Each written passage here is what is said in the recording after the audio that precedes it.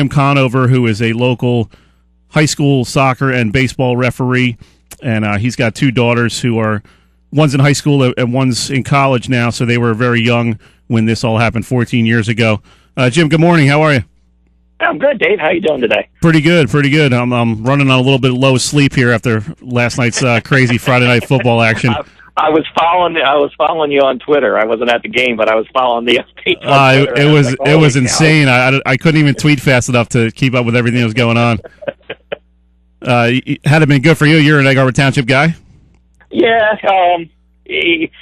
So once you start officiating, you kind of lose your allegiances. I didn't go to Egg Harbor Township. I actually graduated from Absegami. So, right. But if I were to root too hard in any one direction, then all of a sudden schools don't want me there anymore, So well, your daughter Meg goes to EHT, and as a lot of people who follow Glory Days know, she's a big star now there at the high school after we did a big feature on her last winter. Yeah, I was gonna say thanks to you. You made her a star. Yep. She still gets people talking about it. It's pretty cool. Nice. We wanted to kind of bring you in to reflect a little bit on 9/11 and everything over the last 14 years. I know you made a post on Facebook saying how your children were pretty young back in those days, and wanted to kind of get your perspective on yesterday's anniversary and what that day meant to you, what it did to you personally. Give us some of your thoughts on 9/11 and when it actually happened and what was going through your mind. Well, it's funny when it first happened. When I was actually sitting at home. I was watching Mike and Mike, and you heard that the plane had hit, and your initial thought was that it might have been one of those little twin engine. It got off course somewhere, and that's exactly what I was thinking. Yeah, I remember I was driving home from somewhere at the time, and I heard on the radio. And I said, "Oh, it must have been, one of those planes that carries 3-4 people or whatever." And right. But then I started thinking, why would it be flying through the middle of New York City? Yeah, it's like somebody was off course. But and then you started getting the sense of, well, wait a second, this is bigger than that. So, you switch on to Good Morning America or whatever else was on, and you start watching here. You just sit and you're kind of just mesmerized by it, you like, and then you start, then, well, okay, is there more coming? Is there, what's, my oldest daughter, Sarah was in first or second grade. She's 7 years old. You're thinking, all right. So now I'm thinking, all right, is the phone going to ring? Am I going to have to go get her? It's just all those initially, at least with me, and maybe it's just my selfishness, but everything flicked at the initial point was, well, how does this affect me? What's this going to do for me? Mm-hmm. And and I had Megan at that time was 2, and so she's home with me, and you just want to squeeze her. You just sit in horror as more and more information is coming in, and you're watching the video of it, and it was just unbelievable. Yeah, I know South Jersey was one of the areas that was particularly affected. Did you know anybody personally who was affected by that tragedy? I didn't. I guess that's a blessing, but I didn't know anyone. At least I'm not aware of anyone that that was directly impacted by it, as far as a family member or a loved one or something like that. How did you explain that to Sarah as a 7-year-old? Did she understand what was going on, or how did you kind of, as a dad, how do you even begin to talk about that? Well, what was interesting is, you got to remember also back in '91, information wasn't so readily available. So she's sitting in school, and it's funny, we talked about it yesterday, and what she remembers is they weren't allowed to go out for recess. Mm-hmm. They were told that, there's no recess today. We have to stay in school.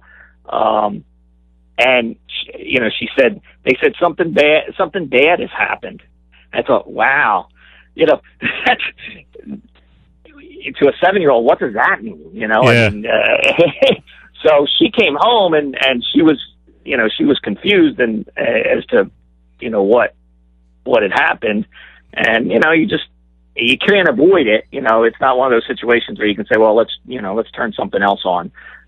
We didn't, as a family, when the kids were present, we didn't, sit glued to it. Right. Kind of tried to make it as normal as possible. But at the same time, you let her know that, there's bad people in the world who have, bad ideas, and, it's not really going to affect you personally. They're not here. New York's a long, long way away, and to a 7-year-old, that really is a long way away. Sure, yeah.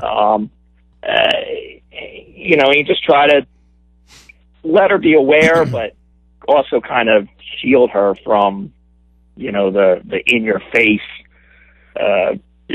pictures and images that you saw, nonstop for days. I think one of the things that we have to keep in perspective is the kids who, I cover on a daily basis, high school athletes, they were only 2, 3, and 4 years old at the time, so they really don't have any recollection of this, and it's kind of weird to think about it in that regard, that these kids who are high school athletes today just have no idea of really, that day, the weeks following. Do you find, as Sarah grew up and this anniversary kept coming every year, did you find her to be more interested in it as she got older? Very much so. She's kind of a history, more not so much history as much as event buff. She was fascinated. I mean, she was just a little tyke of a thing, and was fascinated with Princess Diana. When she was killed, she had a Princess Diana doll, and she's always been pretty aware of things. But she had mentioned to me yesterday when she called me, that she says, how long until you stop, your parents or start telling kids about the event and they learn it from textbooks? And I thought it was an interesting question. Yeah. What I said to her is, if you think about it, probably my grandparents told my parents about Pearl Harbor. Mm-hmm. But my parents didn't spend a lot of time explaining Pearl Harbor to me. So I think once you're like a generation removed, I think then it becomes, a lesson in history class, as opposed to, something that affects you personally. Now, I think in this area it might be a little more prevalent because, like you said earlier, there are a lot of people in this area who were directly affected. So that may change the narrative a little bit. But I guess once, as far as like today's high school athletes, I would think that they're probably still getting information from, family, friends, and their personal experiences. Where were you when it happened type thing. But I would think the high school athletes of today, when their kids come along, those kids are going to just learn, it's going to be a history lesson in history class. We're talking with Jom Conover, who is a local high school soccer and baseball referee, also has 2 daughters that have gone or are going through the Egg Harbor Township School District. Talking a little bit about 9/11 and reflecting a little bit on that. Jim, in your travels yesterday, did you talk to any high school age kids about 9/11, and if so, what was their response? I actually didn't have a game yesterday, so I didn't talk to anybody at work. I had my regular job. So what did Megan say about it yesterday? I mean, obviously she was in school, and her classmates are all in those teen years. Did she say anything about whether the history teachers were talking about it or any of the other teachers or coaches? Meg didn't, but Meg's a different situation. She with her having the special ed curriculum, hers is different. She didn't mention it. And Megan is, as you know from spending some time with her, Megan's very sensitive. So, we don't broach things like that because she's so loving that, she'd be sad that somebody lost their life in New York, and that would upset her. So Megan's a different situation. I'm sure most of the kids in the school had some sort of either, remembrance or, some sort of discussion in their classes, about the event. I would almost bet. Well, I think one thing that really shines through in light of all the tragedy that happened that day was just the power of sports to bring this country together. You saw Major League Baseball took about a week off, then they returned. Some really emotional New York Yankees games as that fall progressed. The NFL, all these professional sports, and even down to the local level. You've been around sports your entire life. How powerful is sports in helping people get over something like that?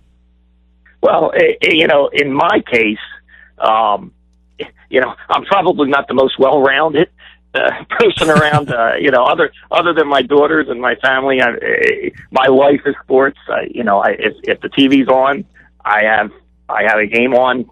In the background right now, the Chelsea match is on. So I am sports. So to me, it's an outlet. It's a release. I can sit. Whatever's going on in the world, I can sit and watch a game, go to a game, officiate a game, and it's just normal. It's just, it's just what life is. For probably the majority of people, it's probably more of a recreational outlet. It's something that takes them away for a few hours, whether it be a national tragedy or whether it be, a personal issue. It's just kind of an escape. The images of Major League Baseball when they came back, are still implanted in people's minds. I'm sure people in this area will vividly remember the fellow with the American flag and the bandana on his head of the American flag, just nonstop for 9 innings, walking the perimeter of the stadium. Mm-hmm. It's the players wearing the NYPD and NYFD hats, during batting practice, and it's just sports. I think sports were immensely important because when they came back, it kind of symbolized the return to normalcy. Okay, we've survived this. This was an awful event. It's an awful thing. We've survived this. We're strong.